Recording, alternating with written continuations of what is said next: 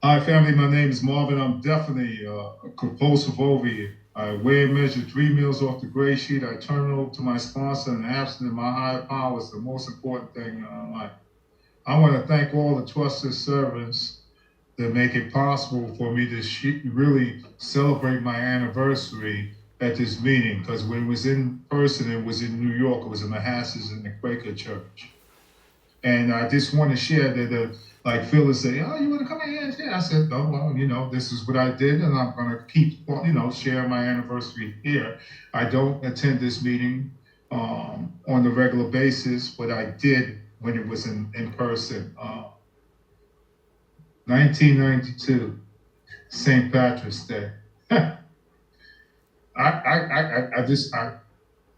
sometimes it's like I need to pinch myself, right? Because I come from another 12-step program, right? And so I just want to say that I really look up to people that come in here and weigh and measure their food and put down drugs and alcohol at the same time if they're doing it. I had those things down for 5.5 years. I was blessed to come in my 20s, right? And never look back in both programs, right? And that's how I got here. But I want to do one thing before, so Phyllis won't kill me.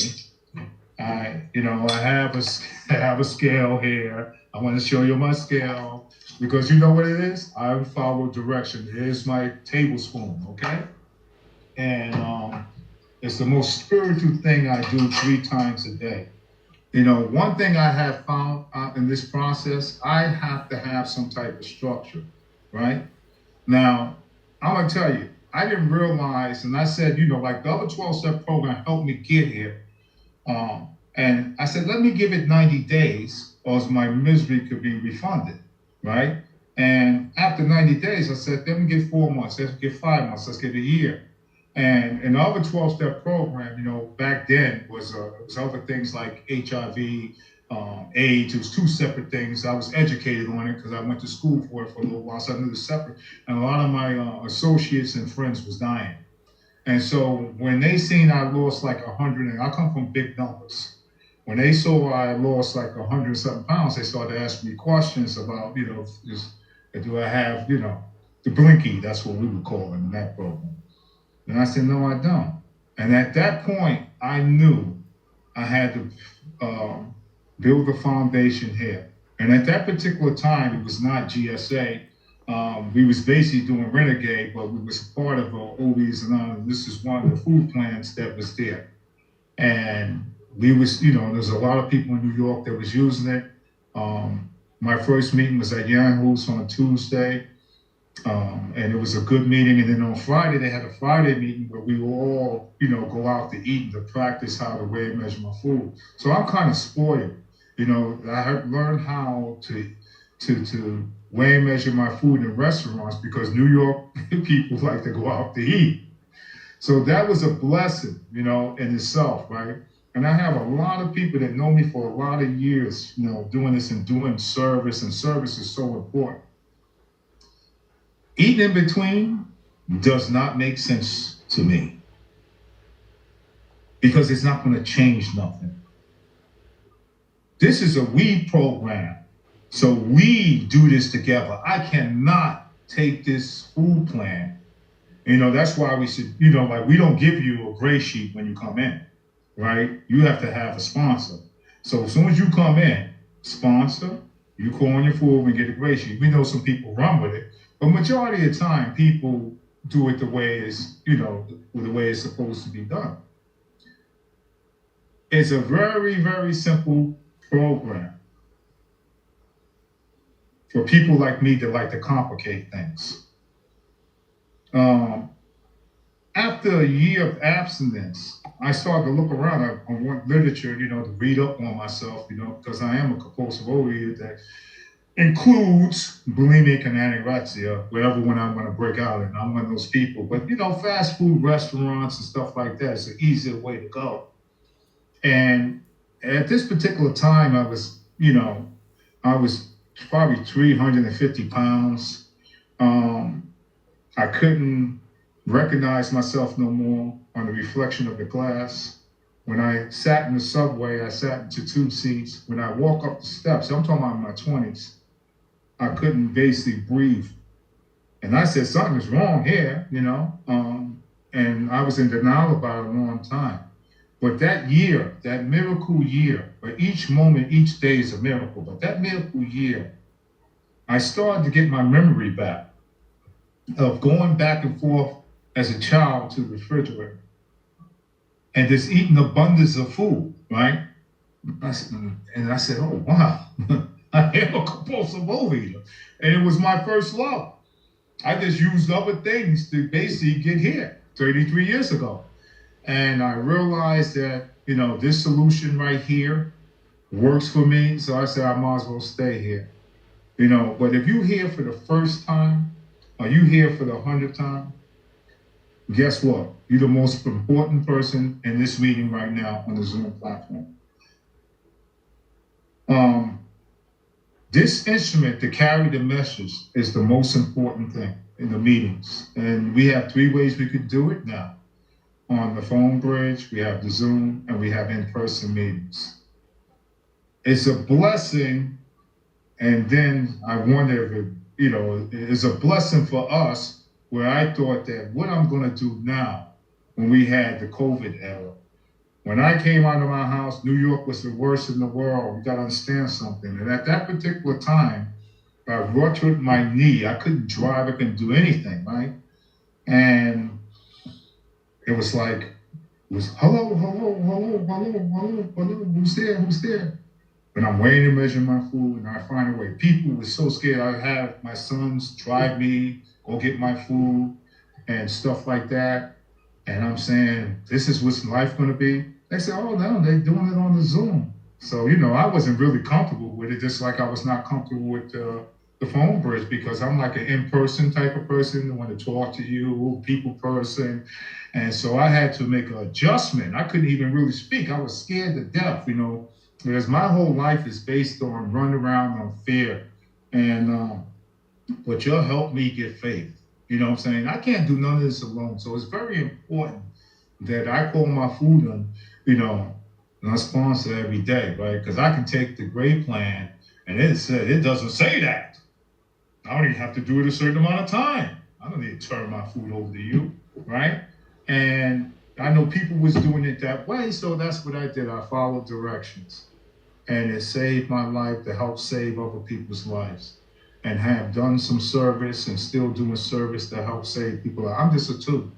I am not in charge. I don't need to be in the driver's seat. I'm no better than nobody who's been around here. What I have is this moment right now and a meal coming. You understand me? And so I keep it that I have to practice, right? Some tools in here, right? And that is the scale, first of all, the spoon. If I have to cup, I weigh everything. If I don't make meetings and I don't talk about me, tell my truth, then guess what? I'm going to be the one that's going to get sicker. But guess what? I have y'all to say, hey, Mom, that doesn't sound right. And I'm kind of, I could be kind of tough on my sponsees. I could be tough on my sponsor from time to time, but I don't mean nothing because I'm very passionate about this program. I don't take myself serious, but I take the program serious. I wear my recovery like a loose garment, okay? I practice these principles in all affairs, even when I don't want to, but sometimes that old person creeps up, and I allow and I give outside entities, and that's people, places, and things, power. And that's why I know I need to keep coming. Because I strive to get better. I don't have this. I don't have this program, but we do, and that's the thing, we do. So if you here and you think you have a problem with food, you're in the right place. If you here and you think you have a behavior problem, you're in the right place. If you here and you think you're not in the right place, you're in the right place. Because this is the most spiritual thing that I can do. And, I'm going to talk about my mother, because my mother died about 2 years ago. Matter of fact, March 10th made 2 years since my mother been gone. And she was my spiritual advisor. And it's funny because I go into a 12-step program and my whole family started to follow me in this other program and stuff like that. And then they branch out and did other things. As a matter of fact, my aunt is one of the ones that's still alive that still make meetings, but she doesn't, she has issues, but I don't talk, I just lead by example, and she knows I still do this. She does the other program of what she does, and I just lead by example. I cannot keep this unless I give it away, but I cannot carry no one. And they used to give me suggestions, like don't sponsor your family, don't do none of that stuff. Just basically direct them to someone else, and that's what I did. I mean, all these years I've been around. The other program I've been around almost 40 years, and I'm gonna tell you. So I follow suggestions. There's several commands and stuff like that, and I can be very, very, very passionate. I could sound like some preacher, man. I would never think that balancing my food 3 times a day, getting on a scale to weigh myself once a day, could change my life the way it has changed my life. I mean, I deal with some difficult things, so it's easy for me to practice this program with y'all because you can identify with me and you understand. For people that don't have programs that I call civilians, it's a whole different thing, right? So that's where the work comes in. And so basically I have to practice traditions with them, because really the steps are for the individual. But don't worry about that right now. Just stay absent, you know what I mean? We have people that's in here that just absence with a substance, and that's great. You know what I mean? And that's what works for you, that's fine. Then we have people that's really clean. So that means I'm starting to let some people in and let them get to know me. And then we have some people that's recovering, right? Well, who am I to say who's who? But no matter which way you're coming or who you are, we all the same, right? And I need everyone inside these Hollywood squares, like one of my buddies said. So I don't fool myself because I might want to, pick up that first bite because I'm only one bite away. You know what I mean? It's not like, oh, well, you've been abstinent for this long period of time, so you're a few bites away. I'm one bite away, and so I have to be rigid when it comes to me around my food. My behaviors is the reason why I ate. And I could never, put a thing on it, eating because of behaviors, because I never learned how to love myself, even though I had love. And this program is built on unconditional gratitude, right? And I didn't have a clue, and I didn't know how to understand, I didn't know how to comprehend it. You taught me that, right? Fear. Based of fear. My whole life is based on fear because I want to shut down and isolate no one to get to know me. And these are the things that I ate over, right? And now it's positive isolation, so I can get in tune with oneself. And when the negative isolation come in, I reach out and pick up that phone.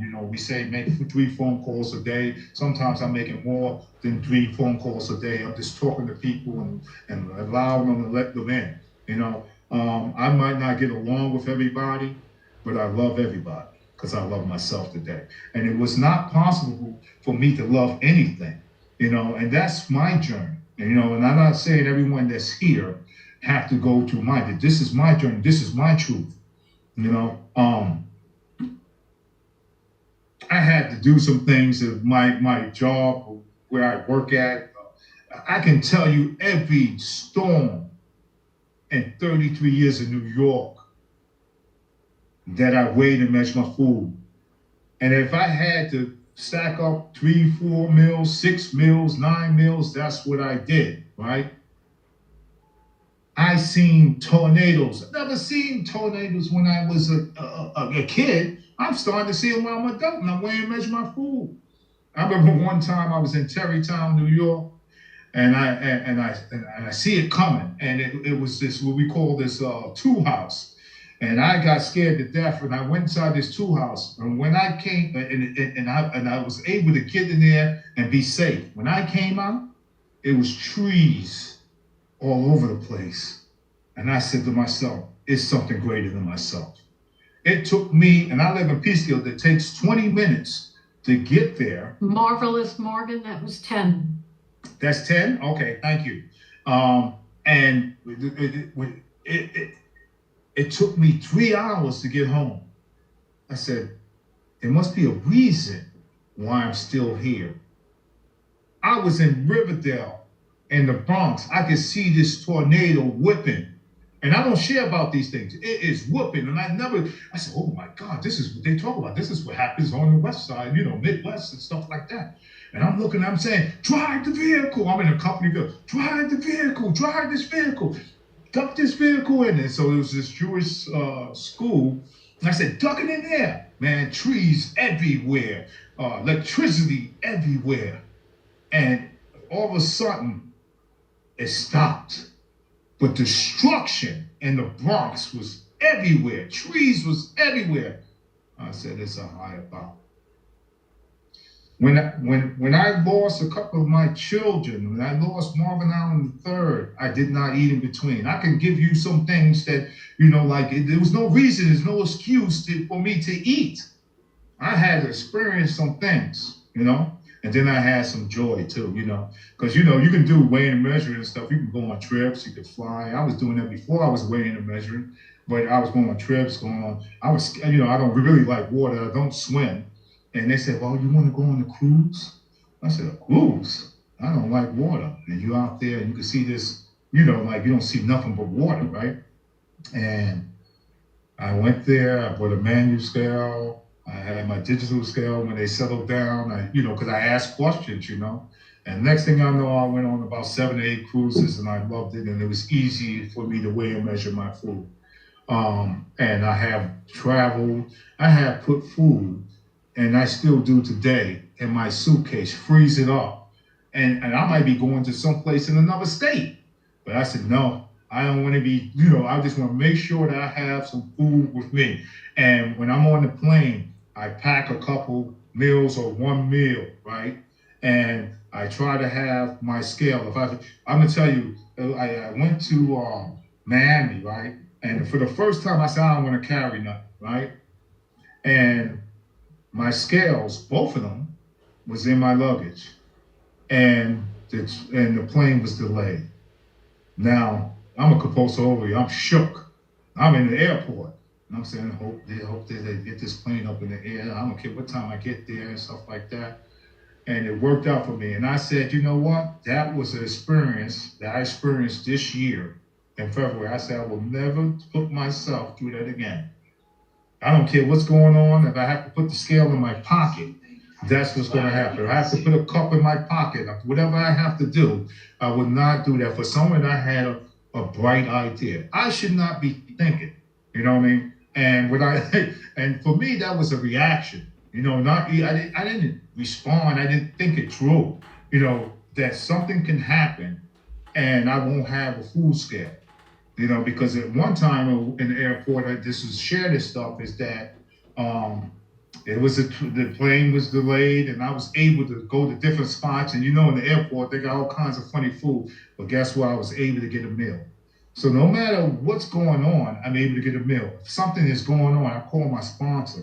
You know what I'm saying? If I make a mistake, I call my sponsor. Anything that's going on, I call my sponsor. It's very important that I use that to call my sponsor. I don't make decisions around my food myself. After all these years, I still do not make those decisions. And so something's going on. That's what the sponsor's for. Hey, what do I do in this situation? What do I do that? Oh, well, do this, that, and the other. And guess what? I feel relieved. I feel free. Freedom is not free. Freedom is not free. But I'm going to tell you one thing. I'm free. And I was sharing about it the other day on my anniversary, where some speaker didn't show up, and then I was able to share at the men's meeting on my anniversary, and I was talking about the peace. And when I got a little peace in between this here, because the committee started to tell me a lot of different things, right, and tell me I got this and stuff like that. So I started to get a little peace, right, during the years, and I started thinking I was going crazy, right, because the noise wasn't loud. The committee started to get quiet. And I said, oh my God, I'm weighing and measuring my food. I'm in recovery and I'm going crazy. And I started talking about it. They said, that's what happens when you start to get some type of serenity in your life, Mom. You're getting some serenity in your life. And guess what? So you can imagine at decades, I don't have those committees in my head like I had it 33 years ago. But they can be activated anytime. Time? I can't hear you. You're muted. My mistake. I'm very sorry. You got 5 more minutes. 5 more. Okay. Thank you, Lisa. Lisa is my friend there. I know Lisa for a long time.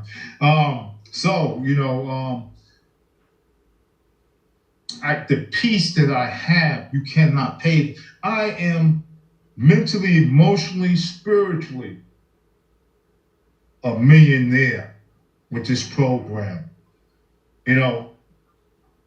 You can't buy this. You can't sell this of what I have. So please, just stay abstinent for this moment. Because we need you. We need you. It's what I can do for GSA, not what GSA could do for me. And I can say it again. What can I do for GSA that have saved my life and taught me how to live with people when the only thing I knew how to do was survive? What can I do for GSA? And my whole life is based on that. That's helping that compulsive overeating, that bulimic, the anorexic. And that's the way I would like to go to my grave. Because this program has gave me something that, like I said, that you cannot buy. And so I'm not saying that that's everybody's journey, but that's Marvin A. from New York journey. And it was a good thing I had a sponsee that started a meeting in Harlem, right? Because that's where I was born at and that's where I was from. And I said, wow, this program worked, because I would never think that we would have one of those meetings in Harlem. We usually have it in Lower Manhattan, Uptown, and West Side, East Side. And it was a beautiful thing. And they started basically doing speaker jams there. Now those speaker jams are actually in Long Island, but that's where it started. I was involved, co-founder of GSA, and with the 7th edition that everyone put money into, was able to make a deal.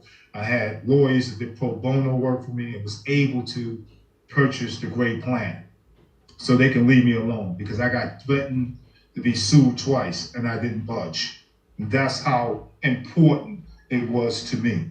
I was one of the co-founders of the Intergroup in New York. It wasn't Metro Intergroup, but what they call it today at that particular time. And what I do is I get involved with something, and guess what? I move out of the way, because other people need to do the service, right? And then what happens is, like, I have stepped away from high-level service, and for like 10 years, I would do other things, the roundup, and stuff like that. And the roundup and the Shades of Grey and what Gary and all of them did was amazing to me. And I figured, let's start bringing this thing to another level. And with y'all, it would never have been possible. So I did not do none of these things on my own. I did it with people that was willing to do the service and love this program and love the people like I do. And so, like now we're doing different things. I'm always looking forward to do something to help people like us, because it's not like a huge program. It's like a small program like CA and DA, and it's not like those other programs. We know the big ones, And so if I can give something, it's about giving, it's about giving, and because all the stuff that I have received, I have to give back. And can't keep it unless I give it away. And so whatever I have, I try to give it. And believe me, that helps me through the process, helps me to get better, become a better human being, to be able to, be there for my children. My children, I have 3 of them, and I have a grandson that's a little bit over 1. Never seen me in the food at all. Doesn't mean they don't have the same behaviors, right? Because they do. And some of them, they have behaviors that, I'm saying, Honda, you never grew up around this stuff. You didn't grow up in urban New York like myself, right? And I'm saying that the apple doesn't fall far from the tree.